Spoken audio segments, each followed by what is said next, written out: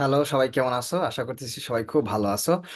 So তোমাদের আজকে খুব সম্ভবত আ একটা ইউনিভার্সিটির রেজাল্ট পাবলিশ হইলো। বিইউপি রেজাল্ট পাবলিশ হইছে। তোমরা ইতিমধ্যে হয়তোবা অনেকেই আ রেজাল্ট পেয়েছো।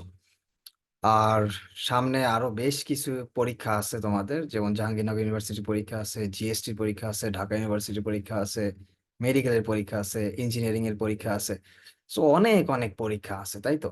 সো আজকে আমি তোমাদেরকে কিছুটা মোটিভেট করার চেষ্টা করব যাদের এই মুহূর্তে হয়তোবা বিইউপি রেজাল্টটা অনেক বেশি স্যাটিসফ্যাকশন হয় নাই বা অনেক নিজের ইচ্ছা মতো রেজাল্টটা হয়তোবা তোমরা পাও নাই।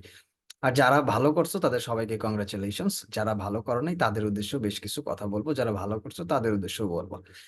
সো আমি শামীম ফ্রম সুভাষিটু সুভাষিটু থেকে আমি শামীম বলতেছি।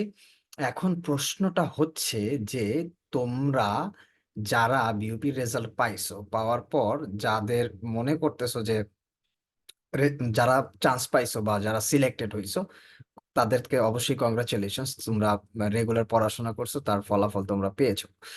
আর যারা একটুর জন্য হয়তোবা কোনো একটা কারণে রেজাল্ট ভালো করতে পারো নাই, তারা বা তাদের এখনই হতাশ হওয়ার কোনো কারণ নাই। মনে রাখো, যারা এই মুহূর্তে হতাশ হয়ে যাবা, অর্থাৎ যারা হতাশায় পড়বা যে আচ্ছা আমি চান্স পাইনি, তার মানে আমার পক্ষে আর কোনো জায়গায় চান্স পাওয়া সম্ভব না, তারা খুবই বড় ধরনের একটা ভুল করবা। সো এখন আবার নিজেকে রিজেনারেট করার সুযোগ আসছে, অর্থাৎ এই পরীক্ষাটা দিয়ে তুমি বুঝতে পারছো যে আসলে কোন জায়গায় ভুল হয়েছে, কি ধরনের কম্পিটিশন হয়, এবং সেই সাথে কোন কোন ব্যাপারে তোমার আরো বেশি সতর্ক হওয়া উচিত, কোন সাবজেক্টে কোন ব্যাপারে তোমার দুর্বলতা ছিল যেই কারণে তুমি হয়তো বা একটু পিছিয়ে গেছো, সেই ব্যাপারগুলো নিয়ে তোমার ভাবতে হবে। আমি কি বুঝতে পারছি? সো এইটা খুব ইম্পর্টেন্ট। আরেকটা ইম্পর্টেন্ট হচ্ছে তোমাকে সিলেক্ট করতে হবে যে তুমি কোন ফ্যাকাল্টি বা কোন বেস প্রিপারেশন নিচ্ছ, সেই জায়গায় খুব বেশি ফোকাস করতে হবে। লাইক তুমি জাহাঙ্গীরনগর ইউনিভার্সিটি আর্টস ফ্যাকাল্টি বা ঢাকা ইউনিভার্সিটি ডি ইউনিট বা বি ইউনিট, অথবা তুমি জিএসটির এই আর্টস ফ্যাকাল্টিতে পরীক্ষা দিবা, কেউ একজন আছে বিজনেস ফ্যাকাল্টি গুলাতে পরীক্ষা দিবা, সামওয়ান যারা হচ্ছে সায়েন্স ফ্যাকাল্টি গুলাতে পরীক্ষা দিবে, কেউ। সো যারা এই ধরনের ফ্যাকাল্টি বেসড প্রিপারেশন নিচ্ছ, তারা একটা বেসড খুব ভালোভাবে সিরিয়াসলি প্রিপারেশন নিবা। আর বাকিগুলা মোটামুটি ঠিক আছে, যেইভাবে তুমি পরীক্ষা দিচ্ছ সেইভাবেই তুমি আগায় যাবা, ঠিক আছে? এইটা হচ্ছে আমার পরামর্শ।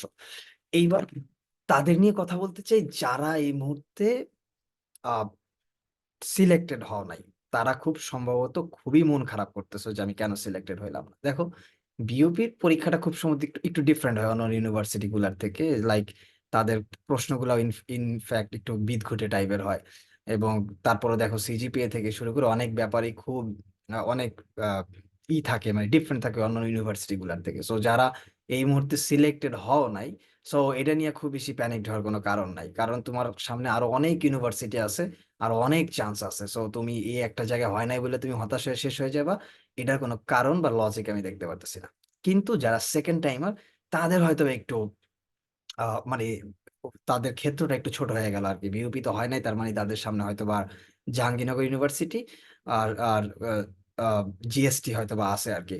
সো তাদেরকে এখন যেই কাজটা করতে হবে বা তাদের জন্য যেই কাজটা করতে হবে, লাইক যেহেতু বিউপি তে হয় নাই, সো জাহাঙ্গীরনগর ইউনিভার্সিটিকে অনেক বেশি ফোকাস দিতে হবে, অথবা জিএসটি তে খুব বেশি ফোকাসড দিতে হবে, যে যে কোনো ভাবেই হোক তোমাকে চান্স পাইতে হবে।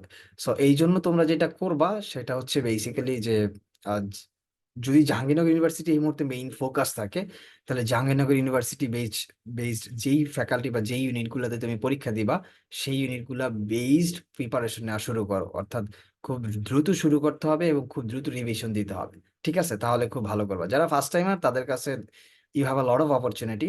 সো তোমার কাছে অনেকগুলো অপরচুনিটি আছে। লাইক তুমি চাইলে এখন ঢাকা ইউনিভার্সিটি আছে, সো জিএসটি জাহাঙ্গীরনগর ইউনিভার্সিটি তো আছেই, তারপর চট্টগ্রাম ইউনিভার্সিটি, রাজশাহী ইউনিভার্সিটি, অন্যান্য ইউনিভার্সিটি গুলো তোমার সামনে খোলা আছে। সেই সাথে যারা সায়েন্স ফ্যাকাল্টি, তারা মেডিকেল, ইঞ্জিনিয়ারিং, যে অন্যান্য ডিপার্টমেন্ট আছে সেগুলোও কি ওপেন আছে। সো তোমরা যেটা করবা যে যে যেই ফ্যাকাল্টির জন্য প্রিপারেশন নিছো সেগুলোর প্রতি আরো বেশি সিরিয়াস হয়ে যাও।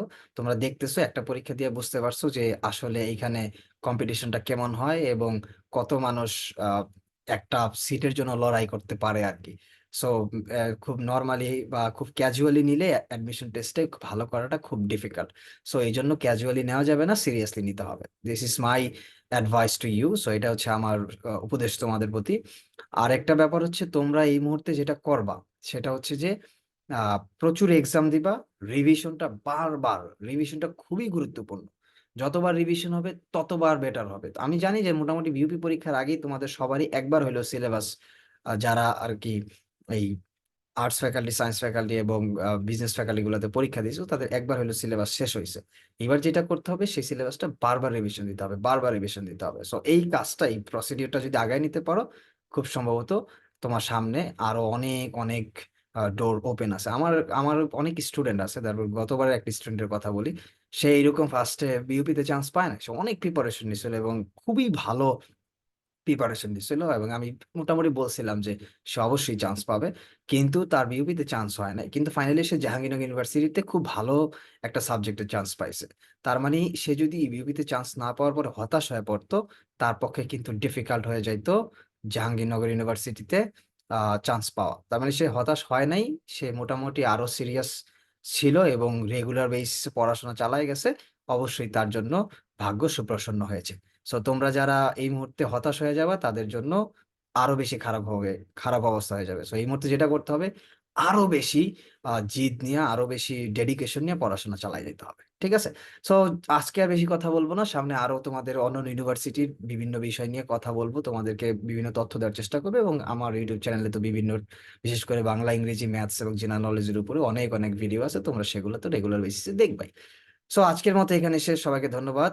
আবারও বলতেছি, আমি শামীম ফ্রম সুভাষ এডু থেকে আমি শামীম বলতেছি। সবাইকে ধন্যবাদ, আল্লাহ হাফেজ।